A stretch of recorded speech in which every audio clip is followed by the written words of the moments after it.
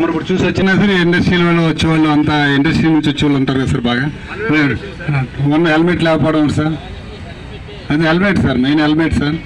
మనం దాని బ్యారికేడ్స్ పెడితే బ్యారికేడ్ గురించి సరిపోతున్నారని చెప్పి మళ్ళీ బ్యారికేడ్ కూడా మనం రిమూవ్ చేసిన జరిగింది సార్. హెల్మెటే sir, helmet drunk and drive sir, అదే లేదు సార్.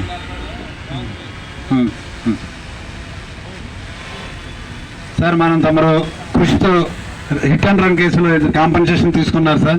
ఒకరు 2 లక్షలు వచ్చింది సార్, ఒకరికి ఆయన యాక్సిడెంట్ అయ్యి చచ్చిపోయాడండి. నాకు సార్ వల్ల సార్ చాలా నాకు మంచి పని చేశారు. నాకు 2 లక్షలు వచ్చినాయి, 2 లక్షలు వచ్చినాయి. మా బాబు పెళ్లి చేసినాను నేను 2 లక్షలు రాగానే. మేము తిరగలేదు సార్, సార్ గారు తిరిగారు, ఆ సార్ గారు తిరిగి చేశారు, మా కవి సార్ కూడా చేశారు. నాకు రూపాయి లేదు సార్. మా బాబు పెళ్లి చేసి పెట్టుకున్నా కూడా ఆ 2 లక్షలు రాగానే నేను పెళ్లి చేశాను సార్ మా బాబుని. హిట్ అండ్ రన్ కూడా డబ్బులు రావడం అనేది మన రాష్ట్రంలో మొత్తం వచ్చిందమ్మా.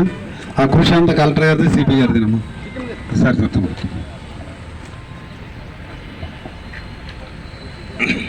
సుప్రీంకోర్టు 2023లో ఒక జడ్జిమెంట్ ఇచ్చింది. ఏమనంటే హిట్ అండ్ రన్ అంటే వెహికల్ గుద్దేసి ఏ వెహికల్ వల్ల యాక్సిడెంట్ సంభవించిందో తెలియని పరిస్థితుల్లో ఇన్సూరెన్స్ అనేది రాదు. కాబట్టి ఇటువంటి వ్యక్తులకి మనిషి చనిపోతే 2 లక్షలు, గ్రీవస్ ఇంజరీ అయితే 50,000 ఇవ్వమని చెప్పేసి సుప్రీంకోర్టు చెప్పిన మేరకు ఒక నిధిని ఏర్పాటు చేశారు సెంట్రల్ గవర్నమెంట్.